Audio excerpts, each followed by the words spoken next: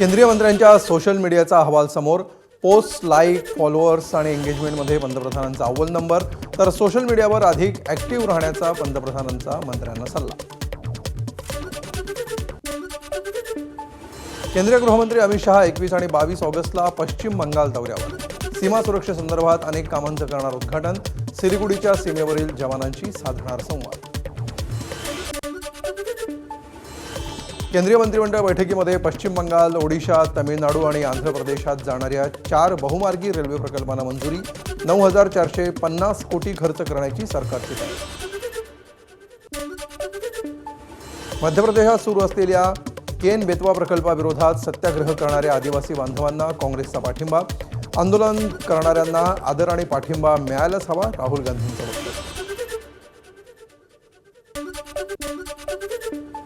दिल्ली जलबोर्ड घोटाळा प्रकरणामध्ये आम आदमी पक्षाचे नेते अंकित श्रीवास्तव यांना दिलासा नाही. सत्येंद्र जैनसह इतर 4ही आरोपींना 14 दिवसांची न्यायालयीन कोठडी.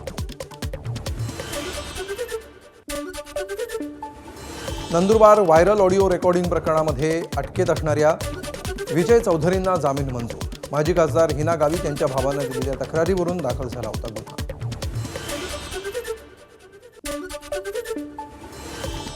वांद्रे रेक्लेमेशन फुटबॉल मैदानावरील कन्व्हेन्शन सेंटरला आव्हान. मुंबई उच्च न्यायालयामध्ये उद्या होणार सुनावणी. मैदानाचं आरक्षण बदलण्याच्या प्रस्तावाला पालिकेनं मंजुरी देताच कोर्टानं तातडीची सुनावणी बोलावल्याची माहिती. राज्यातील टॅक्सी आणि रिक्षा चालकांचे परवाने तपासण्यासाठी परिवहन मंडळाकडून SIT स्थापन. 2 महिन्यामध्ये अहवाल सादर करण्याची मागणी. टॅक्सी रिक्षा चालकांना मराठी शिकायला अतिरिक्त वेळेचे अमीन पटेलांची परिवहन विभागाकडे मागणी. या संदर्भात मंत्री प्रताप सरनाईक यांना पत्र. पालघरच्या दापचारीमध्ये जगातील सर्वात मोठी बाजारपेठ उभारणीच्या कामांना वेग. मंत्री जयकुमार गोरेंकडून दुग्ध प्रकल्पाच्या 1,395 एकर जागेची पाहणी. कोल्हापूरच्या आदमापुरातील संत बाळूमामा देवस्थान ट्रस्ट घोटाळा प्रकरणावरून ठाकरेंची शिवसेना आक्रमक. प्रकरणाची सखोल चौकशी करण्यासाठी SIT स्थापन करण्याची जिल्हा प्रमुखांची मागणी. सोलापूरमध्ये काँग्रेसचे अध्यक्ष मल्लिकार्जुन खरगे यांच्या समर्थनार्थ भीमशक्ती संघटनेचं मुंडन आंदोलन. खरगे यांचा झालेला कथित अपमानाचा नोंदवला निषेध. जालन्यामध्ये अंबड चौफुली परिसरात OBC समाजाचा मोर्चा. नवनाथ वाघमारेंना Y दर्जाची सुरक्षा देण्याची आंदोलकांची पोलीस अधीक्षकांकडे मागणी.